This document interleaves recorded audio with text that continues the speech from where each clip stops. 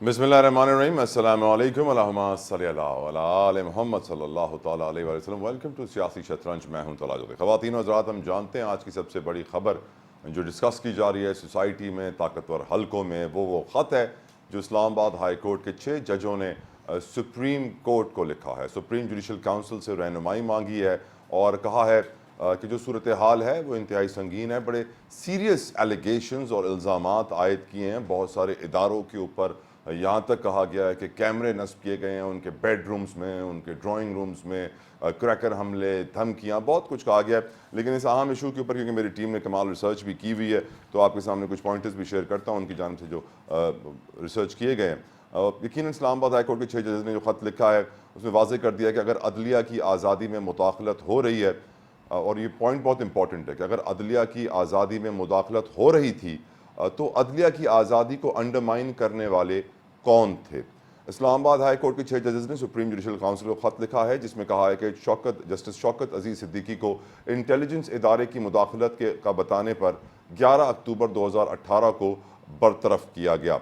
Supreme court ने 12 मार्च के फैसले में जस्टिस शौकत सिद्दीकी की बरतरफी को गलत करार दिया और उन्हें रिटायर्ड जज कहा। ख़त में मज़ीद ये भी कहा गया है कि जस्टिस रिटायर्ड शौकत अजीज़ सिद्दीकी ने के आयद करदा इल्ज़ामात की तहकीकात होनी चाहिए। जस्टिस रिटायर्ड शौकत सिद्दीकी के तहकीकात कराने के मौक़िफ़ की मुकम्मल हिमायत करते हैं। अगर अदलिया की आज़ादी में मुदाखलत हो रही थी तो अदलिया की आज़ादी को अंडरमाइन करने वाले कौन थे, उनकी मुआवनत किसने की, सबको जवाबदेह किया जाए ताकि ये अमल दोहराया ना जा सके।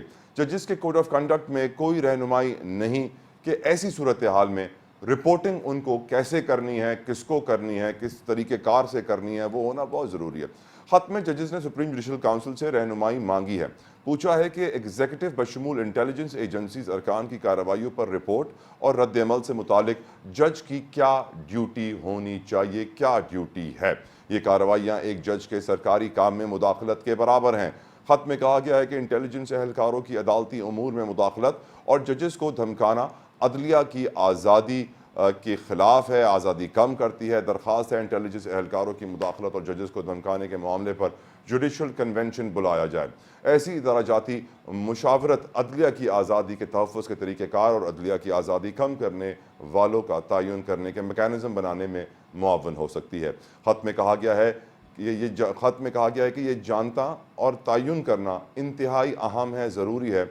रियासत की एक एग्जीक्यूटिव ब्रांच से जारी पॉलिसी अभी वजूद रखती है। जारी पॉलिसी पर इंटेलिजेंस एहलकार अमल दरामद करते हैं जो एग्जीक्यूटिव ब्रांच को रिपोर्ट करते हैं। हाई कोर्ट के एक जज के बेडरूम की खुफिया कैमरे से रिकॉर्डिंग की गई। यकीनन एक बहुत बड़ा ये इशू है जिसको हम आज के प्रोग्राम में डिस्कस करेंगे। सुप्रीम कोर्ट में भी ये इशू उठाया ऑनरेबल चीफ जस्टिस काजी फ़ाइज़ ईसा साहब ने भी, और ये इशू आज अमरीका की हुकूमती तर्जुमान के सामने भी सहाफ़ियों ने सवाल पूछा कि ये इतना बड़ा इशू है, क्या आपको इसके बारे में पता है। तो उन्होंने कहा कि बिल्कुल ये ख़त हमारे सामने आ चुका है, हम इसको देख रहे हैं। यकीनन अभी बात अमरीका तक पहुंच चुकी है तो इससे बखूबी अंदाज़ा लगाया जा सकता है कि इस ख़बर के मुहर्रिकात और इसके आने वाले वक्त में इम्पैक्ट सर्कमस्टांसेस किस तरह तब्दील होंगे, ये देखना अभी बाकी है। यकीनन आज के प्रोग्राम में हम तफसीलन इस ख़त को भी डिस्कस करेंगे। बात की जाए अगर सियासत की तो मौलाना फजल रहमान ने कह दिया है कि वो किसी ज़िमनी इंतखाब में हिस्सा नहीं लेंगे। ये भी कह दिया है कि वो एहतजाज करेंगे। 25 अप्रैल से उनका एहतजाज शुरू होगा। पहला एहतजाज वो करेंगे पेशीन में जहाँ बहुत बड़ा एक जलसा किया जाएगा। ये भी उन्होंने दोबारा दोहराया है कि पार्लियामेंट अवाम की नुमाइंदा नहीं है, इस्टेब्लिशमेंट की नुमाइंदा है। हम ये भी जानते हैं पीटीआई इस्लामाबाद हाई कोर्ट के चीफ जस्टिस आमिर फारूक ने कहा है कि पीटीआई को जलसे की इजाज़त होनी चाहिए। हर जमात के पास राइट ऑफ असेंबली का हक मौजूद है और ये हक किसी से छीना नहीं जा सकता। तो पीटीआई को अब जलसा करने की इजाज़त मिल गई है और उनके जो वकील हैं शेर अफजल, वो कहते हैं कि 30 मार्च के बजाय हम 6 अप्रैल को जलसा करेंगे। मोहम्मद औरंगज़ेब साहब हमारे नए वज़ीर ख़जाना, जिनके ऊपर आजकल बड़ी जिम्मेदारियाँ आयद हैं, वो भी आज कह रहे हैं कि मुश्किल फ़ैसले करना होंगे। यकीनन मुश्किल फ़ैसले तो अब होने ही हैं। ये भी उन्होंने बता दिया है कि 15 अप्रैल को वो वाशिंगटन डीसी जा रहे हैं। वफ्द पूरा जा रहा है वाशिंगटन डीसी ताकि अमेरिका को राज़ी किया जा सके आने वाले वक्त में मज़ीद उधार और कर्ज लेने के लिए। ये भी उन्होंने कह दिया है कि 3000 अरब की मुल्क में सालाना टैक्स चोरी है, जो कि मेरी नज़र में एक बहुत कंजर्वेटिव नंबर है। जो गुज़िश्ता रोज़ एक रिसर्च रिपोर्ट में नंबर आया था वो 5800 अरब था। تقریباً آدھا کر دیا ہے ہمارے وزیر خزانہ نے، لیکن اس چوری کو وہ روکیں گے کیسے؟ کام چوری ختم کریں گے کیسے؟ بہت بڑا سوال ہے۔ یہ بھی ہم جانتے ہیں کہ امریکہ نے پھر سے ہمیں دھمکی دے دی ہے کہ سوچنا بھی مت، باز رہنا، یاد رکھنا ایران سے گیس آپ نہیں لے سکتے۔ ایران نے پہلے ہی بولا ہوا ہے کہ ہم نے تو پائپ لائن ڈال دی، آپ کے کہنے کے مطابق آپ نے پائپ لائن نہیں ڈالی تو 18 ارب ڈالرز کا جرمانہ آپ کو انٹرنیشنل آربیٹریشن کورٹ میں دینا پڑے گا، ہم وہاں پہ کیس لڑیں گے۔ تو اب پاکستان کو اس گیس کی انتہا کی ضرورت ہے، سستی گیس کی، سستی بجلی کی، سستے پیٹرول کی۔ ہم یومیہ 4000 ٹن تیل ایران سے اسمگل کرتے ہیں یومیہ، اس سے یعنی روزانہ ہمیں 10 ارب روپے کا نقصان ہوتا ہے گورنمنٹ کے ایکسچیکر کو ٹیکس کی صورت میں۔ آج تو ہمارے بہت سارے آئل سیکٹر کے سٹیک ہولڈرز نے بھی اس بات کے اوپر شور مچایا ہے کہ یا تو اسمگلنگ کو بند کیا جائے، یا تو اسمگل کو ایک لیگل شکل دی جائے تاکہ اس سے ٹیکس ریونیو بھی جمع ہو سکے اور پاکستان کے ہر رہنے والے کو 70-80 روپے لیٹر پیٹرول ملے، سستی گیس ملے، سستی بجلی ملے۔ کیونکہ اس وقت جس طرح ملک میں گیس، پیٹرول، بجلی کی قیمتیں بڑھ رہی ہیں، لگ یہی رہا ہے کہ غریب آدمی زندہ رہنا اس کے لیے مشکل کر دیا جائے گا، کیونکہ غریب تر بہت وقت سے ہو رہا ہے۔ اس وقت اس کا حال یہ ہے کہ اس کو زندہ رہنے کی اجازت دی جائے، اور جس طرح قیمتیں بڑھائی جا رہی ہیں واضح ہے کہ وہ زندہ نہ رہیں۔ اس کی مثال میں آپ کو ایسے دے سکتا ہوں، جب یہ جانتے ہیں کہ پاکستان میں پرائس میکینزم یعنی قیمتوں کا تعین کرنے کے جو ادارے ہیں وہ تقریباً کام نہیں کرتے ہیں۔ سرکاری اعلیٰ لسٹیں تو لگتی ہیں کہ اس ریٹ پہ چیزیں بیچنی چاہیے، لیکن اس ریٹ پہ چیزیں اگر بکتی ہیں تو وہ انتہائی غیر معیاری ہوتی ہیں۔ یوٹیلیٹی اسٹور پہ آپ سامان لینے جائیں گے تو آدھا سامان نہیں ہوگا ان کے پاس، جن کا کہا جاتا ہے کہ بڑے سستے ریٹ پہ مل رہے ہیں وہاں پہ۔ تو آج خبر یہ بھی آئی کہ کراچی کا بہت بڑی مارکیٹ ہے جوڑیا بازار، جسے ایشیا کی ایک بہت بڑی ہول سیل اور ریٹیل مارکیٹ بھی کہا جاتا ہے۔ وہاں پہ ایک تاجر بھائی نے یہ سوچا کہ رمضان کا مبارک مہینہ ہے تو کیوں نہ ہم سستا آٹا دیں لوگوں کو، غریبوں کی مدد کریں، اور چند روپے انہوں نے آٹے کے ریٹ کم کر دیے۔ 123 روپے تھا آٹا فی کلو اور 115 روپے پہ انہوں نے بیچا۔ تو حکومتی مشینری حرکت میں آ گئی کہ بھائی یہاں تو سب کو مہنگا بیچنے کا کہا جاتا تھا، یہ سستا کہاں سے بیچ رہے ہیں؟ تو جو سستا بیچنے والے شخص تھا اس کو بھی جرمانہ کیا گیا، اس کو گرفتار کر لیا گیا اور بڑا ایکشن کیا گیا کہ آپ کی ہمت کیسے ہوئی کہ آپ سستا آٹا بیچ رہے ہیں آج کل کے دور میں جہاں ہر کوئی مہنگا بیچتا ہے۔ تو یہ ہمارا عالم ہے، اس سٹیج پہ ہم آ گئے ہیں۔ اب بھی ہم نے آنکھیں نہیں کھولی نا تو ہم شاید نہ جانے اور کتنا نقصان اٹھا لیں گے۔ ویسے ہم مزید نقصان کے متحمل ہو نہیں سکتے، افورڈ ہی نہیں کر سکتے ہیں۔ یہ بھی خبر میں نے آج دیکھی، کافی دنوں سے آ رہی ہے کہ بے نظیر انکم سپورٹ پروگرام کے جو وینڈرز ہیں، جو نمائندے ہیں، جن کو ہائر کیا جاتا ہے کہ آپ گاؤں دیہات میں جا کے رقوم منتقل کریں یا ان کو ٹرانسفر کریں کیش، وہ جب پیسے دینے جاتے ہیں تو وہ 1500 سے 2000 روپے فی شخص اپنی جیب میں رکھ لیتے ہیں کہ آپ کو پیسے چاہیے تو 1500 سے 2000 روپے مجھے رشوت دینی ہوگی، پھر میں آپ کے پیسے دوں گا، ورنہ آپ کے پیسے دوں گا ہی نہیں۔ تو اندازہ کیجئے کہ ان لوگوں کو پر کوئی ہاتھ نہیں ڈال رہا، کوئی نہیں پکڑ رہا، کوئی ان کو پوچھنے والا نہیں ہے۔ ہاں جو آٹا 6 7 8 روپے سستا بیچ دے تو اس کے اوپر گرفتاری کر لی جاتی ہے، جرمانہ کر لیا جاتا ہے۔ یہ ہے میرا پاکستان۔ ایک بریک لیتے ہیں، بریک کے بعد ہمارے ساتھ کمال پینل موجود ہوگا، اسٹے ود اس۔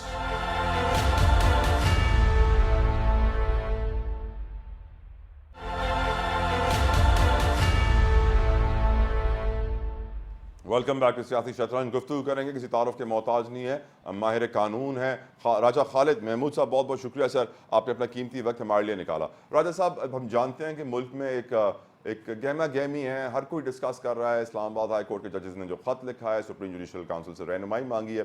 پہلا سوال جو آپ سے کرنا چاہوں گا، جو معزز جج صاحبان ہیں وہ یہ کیوں نہیں بتا رہے کہ اب تک انہوں نے عمران خان کو کتنی ضمانتیں مختلف مقدمات میں دے دی ہیں؟ ایک محتاط اندازے کے مطابق سر تقریباً 100 مقدمات میں عمران خان کو ضمانت دی جا چکی ہے۔ عدلیہ کی یہ سہولت کاری پر کیا اعلیٰ عدلیہ کو نوٹس نہیں لینا چاہیے راجہ صاحب؟ بالکل جی طلعت بھائی، آپ نے بالکل ٹھیک فرمایا، اعلیٰ عدلیہ کو نوٹس لینا چاہیے، اور میرے خیال میں نوٹس دیا جا چکا ہے۔ اس وقت بھی جو فل کورٹ میٹنگ ہے وہ جاری ہے سپریم کورٹ آف پاکستان میں، headed by the chief justice of Pakistan. تو اس سے لازماً پروو ہونا چاہیے اس طرح کے الزامات، کیونکہ پاکستان ایک الزامستان بنتا جا رہا ہے کہ جس کا دل کرتا ہے وہ جوڈیشری پہ یا جو ہمارے اساس ادارے ہیں، پاکستان کی مسلح افواج ہیں، ان پہ در پہ الزامات لگانا شروع کر دیتا ہے۔ ثبوت اس کے پاس ہے یا نہیں، یہ بات کی بات ہے، پروف لیے بغیر یا جو بھی سبسٹانشل ایویڈنس ہے وہ کلیکٹ کیے بغیر اس طرح کے الزامات دھر لیے جاتے ہیں۔ یہ جو ابھی یہ جو کل والا خط ہے، یہ میرے لیے بہت ہی حیران کن خط ہے، क्योंकि जो हाई कोर्ट के जजेस हैं वो एक्सपीरियंस लोग होते हैं, लॉ नोइंग लोग होते हैं, वो ज्यूरिस्ट कहलाते हैं इन अदर वर्ड्स। तो उन्होंने एक खत लिखा सुप्रीम जुडिशल काउंसिल को under article 209 of the constitution of Pakistan. जो आर्टिकल 209 है कॉन्स्टिट्यूशन ऑफ पाकिस्तान का, वो ये कहता है, यानी it enquires about the conduct of the जजेस, conduct of the chief election commissioner and conduct of the क्या कहते हैं उसे जी, ये जो ऑडिटर जनरल ऑफ पाकिस्तान, तो उनके कंडक्ट को वहां पे क्वेश्चन किया जा सकता है, किसी एप्लीकेशन पे या सो मोटो भी कोई एक्शन लिया जा सकता है on the part of the chief justice और honourable members of the supreme judicial council. लेकिन सुप्रीम जुडिशल काउंसिल को एडवाइजरी बॉडी, वो एडमिनिस्ट्रेटिव बॉडी नहीं है, सुपरवाइजरी बॉडी नहीं है जिसे ऐसा खत लिखा जाए, लिहाजा ये फोरम ही गलत है। अब उस खत में जो इल्जामात हैं उनकी तरफ अगर मैं आता हूँ, तो किसी स्पेसिफिक एलिगेशन, स्पेसिफिक पर्सन का नाम नहीं लिया गया जी कि फलां बंदे ने अगवा किया फलां जज के भतीजे को, भाई को या रिश्तेदार को, फलां जज के फलां रिश्तेदार को हैरस किया गया, उसे हरासा करते हुए या प्रेशराइज करते हुए कोई फैसले पे असरअंदाज होने की कोशिश की गई। यहाँ पे जो एक बहुत इंपॉर्टेंट बात है वो ये कि देखें, जो chief justice Islamabad high court या जो भी चीफ जस्टिस होता है, वो एडमिनिस्ट्रेटिव पावर्स होते हैं, जुडिशल पावर्स सबके एक तरह के होते हैं। जो कल जज अपॉइंट हुआ उसके भी वही पावर्स होते हैं जो चीफ जस्टिस के हैं, जुडिशल पावर्स।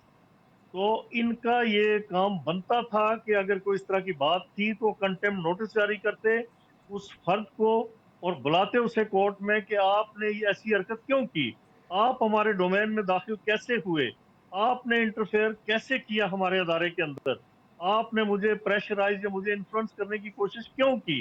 लेकिन ऐसा नहीं हुआ। अब 22 मार्च का जो जस्टिस शौकत सिद्दीकी साहब वाला फैसला है, उसके पीछे छुपने की कोशिश की जा रही है। शौकत सिद्दीकी साहब ने तो जब इल्जाम लगाया था, उन्होंने बंदे भी नामजद किए थे, स्पेसिफिक एलिगेशन था, स्पेसिफिक पर्सन थे, अदारा नहीं था। अदारे को बदनाम मिन हैसुल अदारा आप नहीं बदनाम कर सकते। ये पाकिस्तान के खिलाफ साजिश हो सकती है, ये अदारों को कमजोर करने की बात हो सकती है, और वहीं पे जिस अदारे में आप बैठे हुए हैं उसे कमजोर करने और उसकी साख को तबाह और बर्बाद करने की बात हो सकती है। मैं ये यहाँ पे यही कह सकता हूँ कि इस घर को आग लगी, इस घर के चिराग से, अदलिया को किसी और ने नहीं, आज तक अदलिया को अदलिया ही के अंदर बैठे हुए लोगों ने तबाह बर्बाद किया या खराब किया, जिसकी वजह से हम जी 140 सर। या उससे शायद ज्यादा नंबर पे खड़े हैं। लेकिन मोअज़्ज़िज़ जज तो साहिबान ने, इनके राजा बाद साहब, मोअज़्ज़िज़ जज साहिबान ने ये नहीं बताया कि सहूलतकारी की वजह क्या है, वो क्यों सहूलतकारी प्रोवाइड कर रहे हैं पीटीआई को। जी देखें, बात ये है कि ये तो अब कमीशन बनना चाहिए। उस कमीशन के सामने जजेस आए, सबूत लेके आए और उनसे पूछा जाना चाहिए, अगर उनके पास सबूत नहीं है, कि आपने ऐसा क्यों किया, किसके सहूलतकार बने हैं आप, किसके कहने पे आपने ऐसा किया। जब आपके पास, देखें, एक जैसा एक किसी जज के लिए कहा गया कि उनके रूम से, मास्टर बेडरूम ये लिखा हुआ, मास्टर बेडरूम से वो कैमरे बरामद हुए ड्यूरिंग द मेंटेनेंस। अब मेंटेनेंस, तला साहब आप खुद अंदाजा कीजिए कि अगर किसी ने कैमरे लगाने थे तो मेंटेनेंस करवा के देना था ना, साथ नई लाइट्स लगा के उसमें कैमरे इंस्टॉल करके लगाने थे ना। मेंटेनेंस करवा रहे हैं साथ खड़े होके, और पुरानी लाइट्स उखड़ रही हैं, उनके अंदर से कैमरे बरामद हो रहे हैं और अदारे पे इल्जाम आ जाता है। आपने क्यों नहीं इंक्वायरी करवाई कि यहाँ पे जो पहले रहता था जो फर्द, वो भी लगा सकता था या उसके लिए लगाए गए होंगे, या यानी राजा साहब, आप एक और इंपॉर्टेंट मेंटेनेंस। क्वेश्चन, वक्त का में सवाल बहुत है सर। जज मोहसिन अख्तर कियानी के खिलाफ करप्शन के केसेस के ऊपर एक रेफरेंस तैयार करके सुप्रीम जुडिशल काउंसिल को भेजा जा ही रहा था कि उससे पहले ये खत लिख दिया गया। कोई कनेक्शन देख रहे हैं इन दोनों में आप? जी बिल्कुल कनेक्शन मौजूद है। मोहसिन अख्तर कियानी साहब, यानी अफसोस की बात है कि एक अरसे से इस तरह के एलिगेशन आ रहे हैं कि जिस तरह उनके बेंच में लोगों को, खासकर मंजूर नजर लोगों को एकोमोडेट किया जा रहा है, और वो जो लाखपति थे वो या हजारपति थे वो करोड़ोंपति कैसे बने, ये सारा कुछ एक कच्चा चट्टा खुलना चाहिए किसी जुडिशियल इंक्वायरी में। या फिर अगर सुप्रीम कोर्ट ऑफ पाकिस्तान, उन्होंने कॉग्निजेंस तो ले लिया, वो यकीनन इसे प्रोव करके इसके इस लॉजिकल एंड तक उसे पहुंचा के छोड़ेंगे, या फिर اس کا گورنمنٹ آف پاکستان وہ کسی کمیشن کو کانسٹیٹیوٹ کرے. ان کے پاس اگر کوئی سبسٹانشل پروفز موجود ہیں یا اپنے موقف کو اور اپنے الزامات کو جسٹیفائی کر پاتے ہیں تو جس نے ایسا کیا وہ جو منطقی اس کا انجام ہے اس تک پہنچے. اور اگر ان کے پاس کوئی ثبوت نہیں, میئرلی بالڈ ایلیگیشنز ہے, تو دے شوڈ بی بک اور ان کو ان کے کیفر کردار تک پہنچانا ہوگا. بہت بہت شکریہ راجہ خالد محمود صاحب, آپ نے اپنا قیمتی وقت ہمارے لیے نکالا. پروگرام میں یہاں وقت ہوا ایک بریک کا. بریک کے بعد کریں گے کچھ سیاسی گفتگو, ہمارے ساتھ رہیے گا.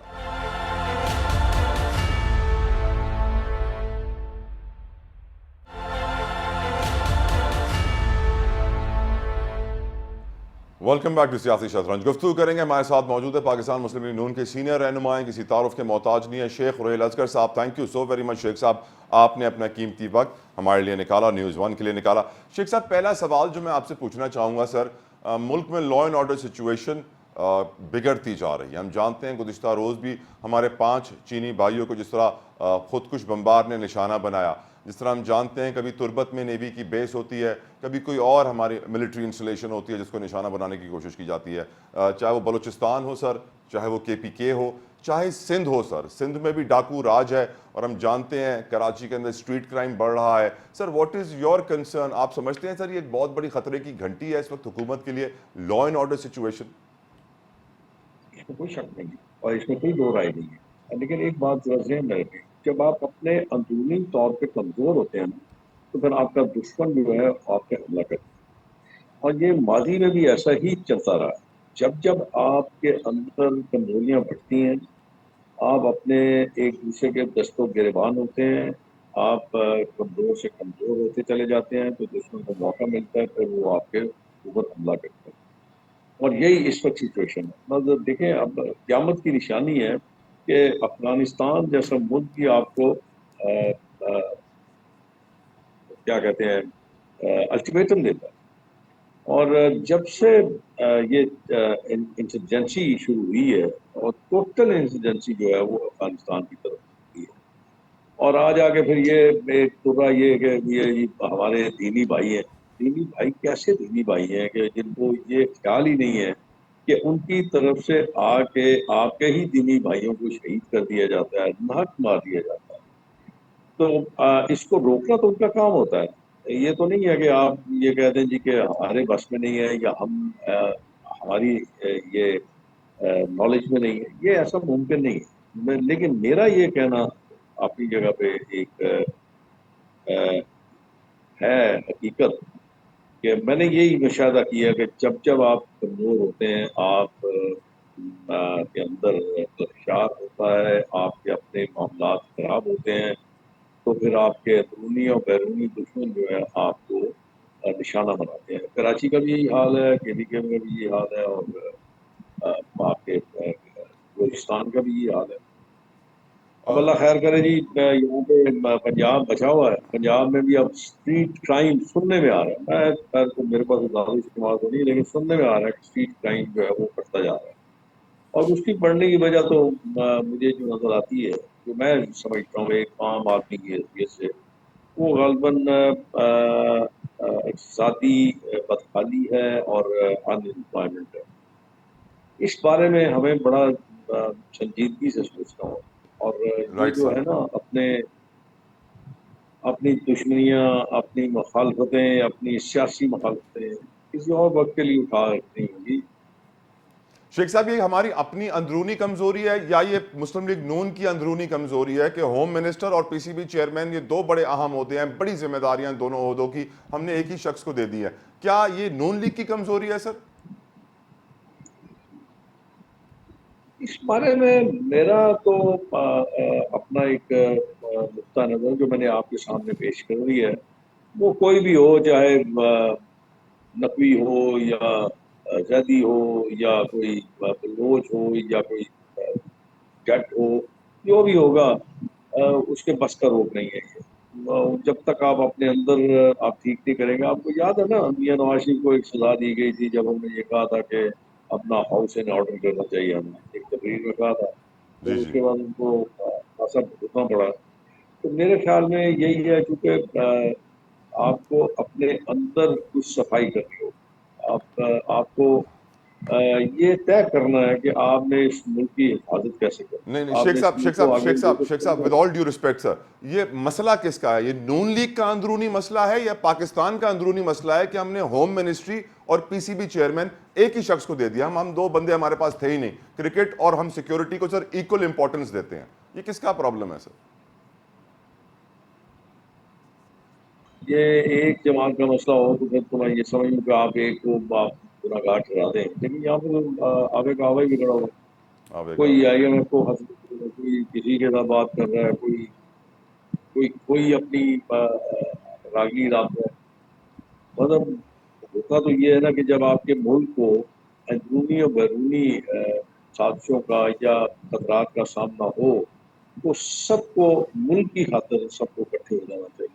لیکن بالکل یہاں صحیح. پہ تو سمجھ جب اپنے مفادات کے لیے سر امریکہ نے کہا ہے کہ گیس پائپ لائن جو ہم ایران کے لیے بنا رہے ہیں اس سے باز رہیں. ہم جانتے ہیں اس ملک کو سستی گیس کی ضرورت ہے، سستی پاور کی ضرورت ہے، سستی پیٹرول کی ضرورت ہے.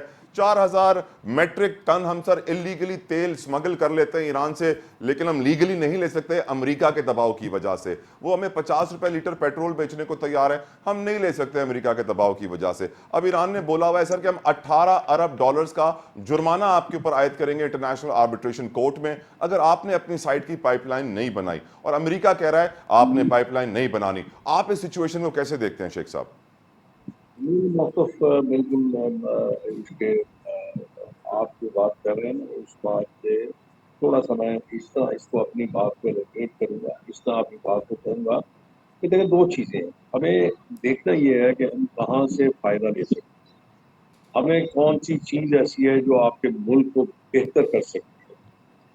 سب سے پہلے تو یہ تو میری کون سنے گا، نہ کوئی میری بات کو سنے گا، نہ اس بات کو اتنی زیادہ کوئی میرے گھر میں شاید اہمیت دے. لیکن میرا اپنا خیال ہے کہ آپ کو فوری طور پہ آپ کو اپنے ہاں جو بجلی سے چلنے والی اشیاء ہیں، جسے مطلب گاڑی ہے، بجلی سے چلنے والی گاڑی ہے، اس کو فروغ دینا چاہیے. اس کو اس طرح کا اس پہ اٹریکشن ہو کہ وہ گاڑی جو ہے وہ سستی پڑے اور لوگ اس طرف کنورٹ کریں.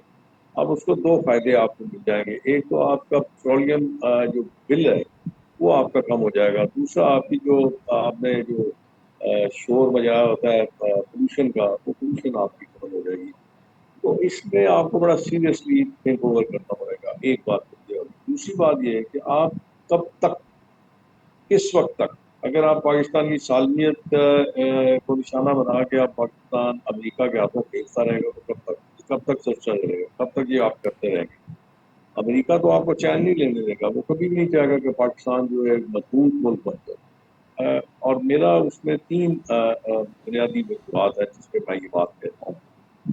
اور پہلی بات یہ کہوں گا کہ پاکستان چونکہ دنیا کا سب سے بڑا اسلامی ملک ہے، اور دوسری بات یہ ہے کہ آپ کی جو فوج ہے وہ دنیا کی ایک مانی فوج ہے، اور خاص طور پہ انٹیلیجنس ایجنسیز آپ کی بہت قابل ایجنسیز ہیں.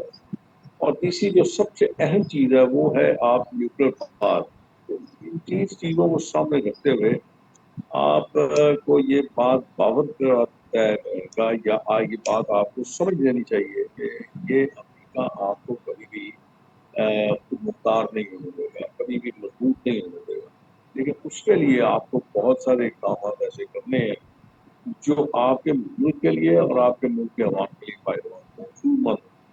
وہ کرنے کے لیے آپ کو تھوڑا سا اپنے پاؤں پہ کھڑا ہونا پڑے گا، تھوڑا سا اپنے پاؤں پہ وزن ڈالنا پڑے گا، تھوڑا سا اپنی آواز میں وزن ڈالنا. شیخ صاحب آپ کہہ رہے ہیں آواز میں وزن ڈالنا ہوگا، اپنے آپ کو بہتر کرنا ہوگا. سر میں آپ کو دو اگزامپل دے رہا ہوں، ریسنٹ انسیڈنٹس ہیں سر. سر جوڑیا بازار بڑا مشہور بازار ہے کراچی کا، ہول سیل ریٹیلرز کا. وہاں پہ سر ایک تاجر نے سوچا کہ رمضان کا مبارک مہینہ ہے، بڑی مہنگائی ہے، لوگ مشکل میں ہیں، کو تھوڑا سستا کر کے آٹا بیچ دیتا ہوں. تو سر جو 125 روپے کلو آٹا تھا اس نے 117-16 روپے بیچ دیا. تو حکومتی مشینری جاگ اٹھی اور کہا کہ اس میں اتنی ہمت آ گئی کہ یہ سستا آٹا بیچ رہا ہے. اس بندے کے اوپر جرمانہ کر دیا، اس کو فائن کر دیا، اس کے خلاف ایکشن ہوا. سر بے نظیر انکم سپورٹ پروگرام کے جو وینڈرز گاؤں دیہاتوں میں جاتے ہیں پیسے بانٹنے کے لیے، وہ ہر شخص کے سر 2,000 روپے 1,500 روپے کاٹ لیتے ہیں کہ بھائی پیسے چاہیے تو مجھے دینے پڑیں گے 1,500 2,000 روپے ورنہ آپ کو پیسے نہیں ملیں گے. اب ان کے خلاف کوئی ایکشن نہیں ہوتا. سر کیا آپ کو لگتا ہے ایسی قوم کبھی تبدیل ہوگی جہاں 5.5 لاکھ بچہ ہر سال ریپ ہوتا ہے اور کوئی اس کے اوپر آواز اٹھانے کو تیار نہیں ہوتا، سستے آٹے والے کے پر جرمانہ ہو جاتا ہے، اور جو رشوت خوری ہے، اینٹی کرپشن کے ادارے ہیں، نیب ہیں، وہی سب سے زیادہ کرپٹ اور سب سے بڑے چور ہیں؟ ہم کیسے بدلیں گے سر؟ اس کا میں ایک لفظ میں آپ کو عرض کر دوں، بے حسی. اور جس دن یہ چیز آپ کے اندر سے نکل جائے گی نا، تو یقین کیجئے یہ ملک انشاءاللہ، میں اللہ کے گھر مجھے پوری امید ہے کہ جس دن آپ یہ چیز کے لفظ آپ اپنے اندر سے نکال دیں گے تو یہ ملک ترقی کرے بغیر رہ ہی نہیں سکے. کون سا لفظ سر؟ لیکن مسئلہ یہ ہے کہ آپ کیا کریں گے؟ اس لفظ نے تو تباہ کر دیا ہے اس چیز سے. آپ کے سامنے ہی آپ نے اتنی لمبی باتیں جو کی ہیں، اس کی سارا لبے لباب اسی پہ آ جاتا ہے کہ بیوروکریٹس بے حس، اور لوگ جو کرتے ہیں اپنے قیمت کو بڑھاتے ہیں اس مبارک مہینے میں بے حس، اور جو سرمایہ اپنا غریبوں کے لیے استعمال نہیں کرتا وہ سرمایہ دار بے حس. اس لیے ایک بات اور میں آپ سے عرض کروں، بڑی معذرت کے ساتھ معافی مانگ کے آپ سے، آپ نے میرے خیال میں قوم کا لفظ استعمال کیا تھا جو کہ میرے خیال میں مناسب نہیں ہے. آپ ایک جمع وسیع کہہ سکتے ہیں، عوام کا ایک ہجوم. کٹ کہہ سکتے ہیں، قوم نہیں کہہ سکتے. قوم جو ہے وہ بڑے بڑے زبردست فیصلے لیتی ہے، اور وہ ایسے فیصلے ہوتے ہیں جو ملک اور قوم کے لیے بہتر ہوتے ہیں. جب قوم ہوتی ہے نا وہ فیصلے لیتی ہے، رائٹ شیخ صاحب. ورنہ اس طرح کی آپ کی اگر انڈیپینڈنٹ انڈیویجول آپ کی حیثیت ہے تو پھر آپ کی کوئی حیثیت نہیں. تھینک یو شیخ صاحب. آپ بہت آپ نے آخر میں ایسی بات کر دی جو میرے خیال سے ہر پاکستانی کی آنکھیں کھولنے کے لیے کافی ہے. بہت مشکور شیخ روہیل اصغر صاحب. اور آپ نے واضح کر دیا ہم قوم نہیں ہیں، ہم ہجوم ہیں، اور ہم بے حس بھی ہیں. اللہ تعالیٰ اس ہجوم کو دوبارہ قوم کرے اور ہماری بے حسی بے بسی ختم کرے. ایک بریک لیجیے.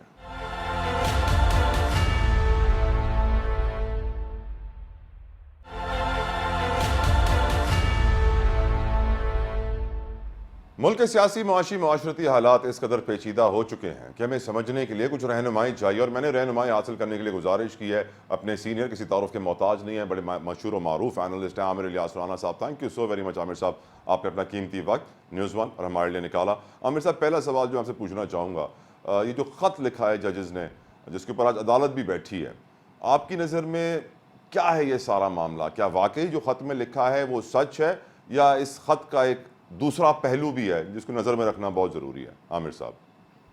اس کی کئی جہتیں ہیں جی سر.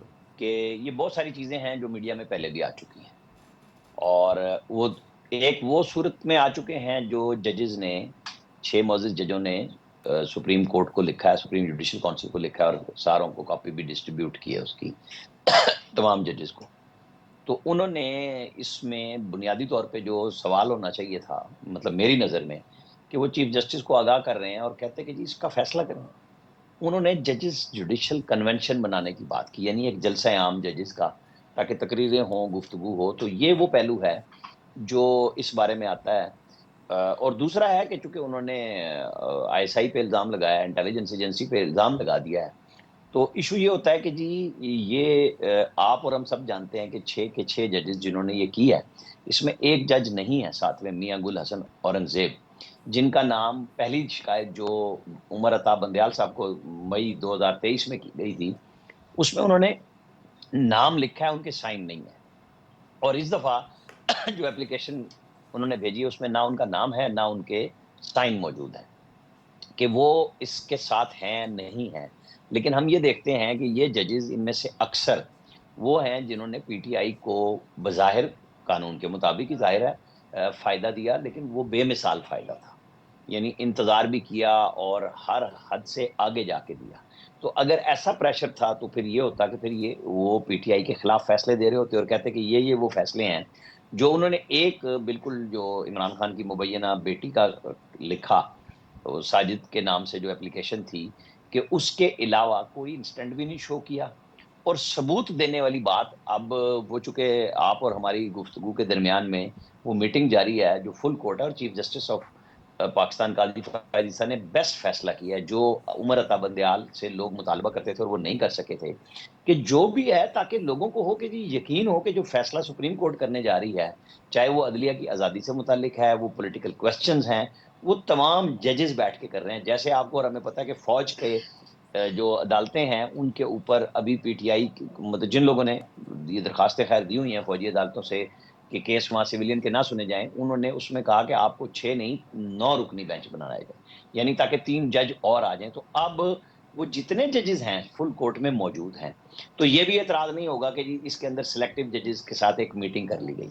میرے خیال میں چیف جسٹس آف پاکستان نے بیسٹ فیصلہ کیا ہے، اٹارنی جنرل سے ملاقات کی ہے، تو ہمیں اس آؤٹ کم کا بھی انتظار کرنا ہوگا کہ وہ کیا رائٹ. کرتے ہیں اور وہی درست راستہ ہوگا. عامر صاحب، ملک میں تقریباً 2 سالوں کے دوران 1560 دہشت گردی کے واقعات رونما ہو چکے ہیں.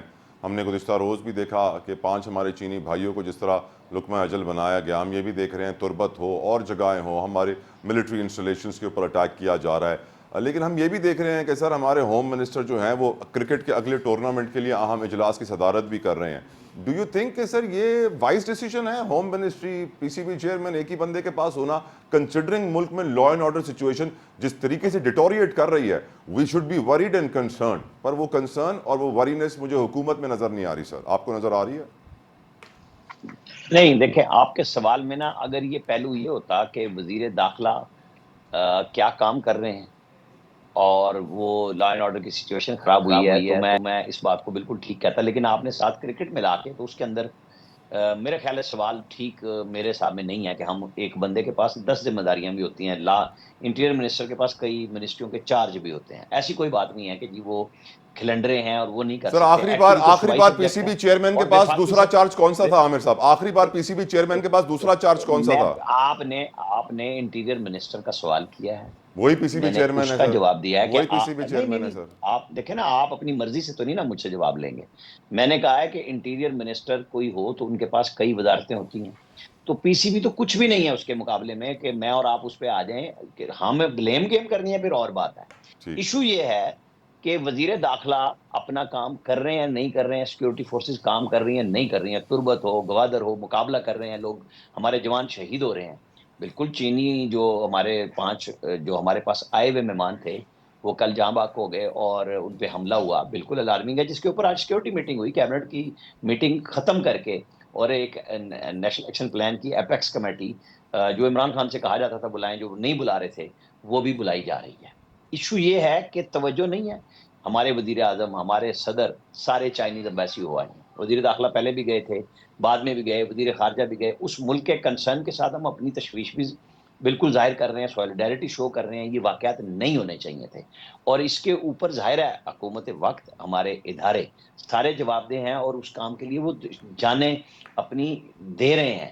شہید ہو رہے ہیں ہماری فوجوں کے جو فوجی جوان ہو رہے ہیں، بالکل روکنا چاہیے. ہم نے جا کے افغانستان میں جواب بھی دیا کہ جہاں سے ٹی ٹی پی آئی، یہ دیکھنے والی بات ہے کہ اس کے پیچھے کون سا گروپ کیسے ہمارے لوگ پکڑیں گے، اور انشاءاللہ پکڑیں گے. مشکل ہوتی ہے کیونکہ ایک شفٹ ہونا ہو رہا ہوتا ہے کہ جی دشمن ہمارا نہیں چاہتا کہ پاکستان اور چائنا کے مابین تعلقات ٹھیک ہوں.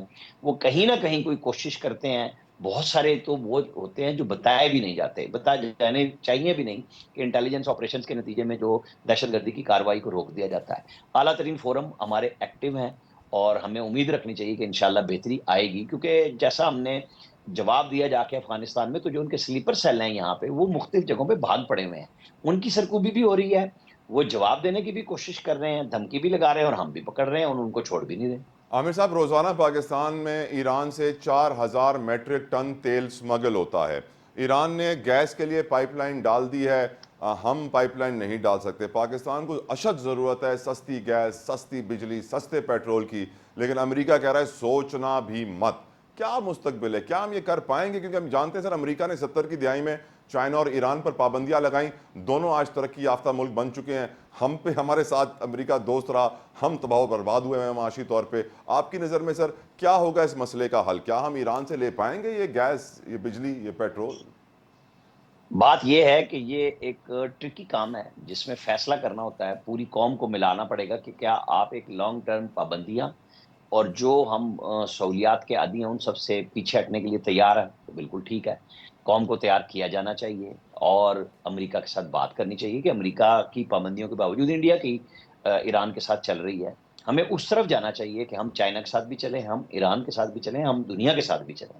کیونکہ آپ اگر ایک ملک کی سینکشنز کو نہیں مانتے تو آپ کے اپنے پاس, ہمارے پاس تو مانگے تانگے کے ریزرو وائز ہیں, ہمارے پاس تو ڈالر بھی نہیں ہے اتنے کہ ہم ادائیگیاں کر سکیں تیل کی, جو صرف ایک تیل اور پیٹرول پہ تو نہیں نا بیٹھی پوری دنیا, وہ بہت بڑی ضرورت ہے. لیکن دنیا میں ہمارے لوگ موجود ہیں, ہمارے اپنے مسائل ہیں جن کے ساتھ ہم ایکسپورٹ کر رہے ہوتے ہیں. کاٹن انڈسٹری کا پورا مسئلہ ہے یورپی یونین کے ساتھ. پھر جب آپ لڑتے ہیں تو پھر آپ کو پہلے اپنے اندر یہ جہتی لانی ہوتی ہے. یہاں تو ہمارے ساتھ چار طرف سے تو دہشت گرد لگے ہوئے ہیں, انڈیا الگ لگا ہوا ہے, اور جن ممالک کے گوادر میں انٹرسٹ ہیں وہ اس کے خراب کرنے کے لیے لگے ہوئے ہیں. امریکہ بالکل رائٹ سر. کھلم کھلا واضح طور پہ کئی دفعہ کہہ چکا ہے کہ آپ بنائیں, ہم نہیں بنانے دیں گے. ہم کہہ رہے ہیں ہم بات کریں گے, دیکھیں ہم آنے والے دنوں میں کتنی مضبوطی کے ساتھ بات کریں گے. کیونکہ اگر آپ چائنا کے ساتھ دیکھ لیں, جو یہ کل لوگوں کو مارا گیا ہے, یہ اسی چیز کو ہے کہ سبوتاژ کیا جائے کہ ہم کہیں پہ کوئی ایسا فیصلہ نہ کر لیں جس سے ہمیں فائدہ ہو. تو ہماری قیادت کا یہ امتحان ہے کہ وہ کس طرح اس سے عہدہ برا ہوتی ہے. اللہ تعالیٰ ان کو اس امتحان میں سرخرو کرے. بہت بہت شکریہ عامر الیاس رانا صاحب, آپ نے اپنا قیمتی وقت ہمارے لیے نکالا. اب میں گفتگو کرنا چاہوں گا, مجھے جوائن کیا ہے عبدالرؤف ابراہیم صاحب نے, کسی تعارف کے محتاج نہیں ہیں, صدر ہیں پاکستان کے ہول سیل گروسرز ایسوسی ایشن کے. رؤف صاحب thank you so very much sir, آپ نے اپنا قیمتی وقت ہمارے لیے نکالا. سر یہ بتائیے, سنا ہے کہ آپ 8 روپے کلو سستا آٹا بیچ رہے تھے تو آپ کے خلاف کارروائی ہو گئی. کیا کارروائی کی ہے, کتنا جرمانہ کیا ہے, اور پھر آپ اس کا جواب کیسے دے رہے ہیں سر؟ سر آپ نے سوال اچھا کیا کہ یہ ملک پاکستان میں جب پرائز لسٹ کا وقت آتا ہے نا, رمضان میں یاد آتا ہے, 12 مہینے میں یاد نہیں آتا ہے ہمیں. کوئی کمشنر, ڈی سی, اے سی, بیورو سپلائی کوئی کام نہیں کرتے, رمضان میں یاد آتا ہے. رمضان میں 123 روپے کا آٹا مقرر کیا گیا. جب وہ اے سی اور اسسٹنٹ کمشنر مختار کا جب دکان پہ پہنچے سیالکوٹ رائس پہ, تو وہ ان سے پوچھتے ہیں کہ آٹا, وہ بتاتے ہیں آٹے کا ریٹ, یہ پرائز لسٹ بھی لگی ہوئی ہے, سب چیز لگی ہوئی ہے. تو مجھے بتائیں آٹا سستا بیچنا گناہ ہے؟ مجھے یہ بتا دیں. 123 کا اگر 115, اور آج الحمدللہ 110 بھی ہو چکا ہے, کیونکہ ہماری گندم زیادہ ہے. بتائیے چالان کیوں بڑھا گیا؟ پاکستان کی تاریخ میں ریکارڈ ہوا ہے کہ اگر غلط ریٹ ہے تو اس پہ چالان ہوگا, کوئی کم ریٹ پہ بیچ رہا ہے اس پہ چالان کہاں ہوتا ہے؟ میں یہ بھی بتا دوں کہ 2 دن پہلے میں ڈی سی صاحب کے پاس بھی, انہوں نے بلایا مجھے, میں نے ان سے کہا کہ یہ چالان آپ نے غلط کیا ہے, اور انہوں نے اسسٹنٹ کمشنر اور مختار کار کو ساتھ کیا اور بٹھایا. تو میں نے ان سے کہا کہ یہ ویڈیو ریکارڈنگ ہماری ہے جو ہماری دکان پہ ہے, نصب ہے, اور یہ سی سی ٹی وی کیمرہ اور یہ پرائز لسٹ جو لگی ہوئی ہے وہ بھی بتا رہی ہے, اور اس میں ویڈیو آڈیو ریکارڈنگ بھی ہے. تب بھی وہ سننے کو تیار نہیں ہوئے سر. اور آج لمحہ فکریہ یہ ہے کہ چینی اگر یہ پرائز 129 اور 132 ہو چکی ہے, جب ایک مل سے ہی ریٹ ملتا ہے 130 روپے, تو 32 روپے 33 روپے بکے گا نا, کوئی گھر سے تو نقصان نہیں کرے گا. پھر بھی ہم نے اعلان کیا, اس حکومت پاکستان کراچی میں نے پہلا اعلان کیا, کراچی ہول سیل گروسرز ایسوسی کے چیئرمین عبدالرؤف ابراہیم, اگر کوئی چالان ہوا تو رؤف ابراہیم بھرے گا, لیکن چینی کی قلت نہیں ہونے دے گا انشاءاللہ. یہی میرے سوالات ہیں. یقیناً سوچنے کی ضرورت ہے. بہت بہت شکریہ حاجی عبدالرؤف ابراہیم صاحب فار یور پریشیس ٹائم. میں اپیل کرتا ہوں اس وقت ارباب اقتدار سے, ارباب اختیار سے, کہ ہوش کے ناخون لیں. جس طریقے سے مہنگائی بڑھ رہی ہے, اگر کوئی تاجر برادری کا رہنما سستا سامان بیچ رہا ہے تو اس کے اوپر تو جرمانہ ہو رہا ہے, لیکن بے نظیر انکم سپورٹ پروگرام کے جو 5-10 ہزار روپے دینے گاؤں جاتے ہیں اور ان سے 2,000 روپے رشوت مانگتے ہیں, ان کے خلاف کوئی کارروائی نہیں ہو رہی ہے.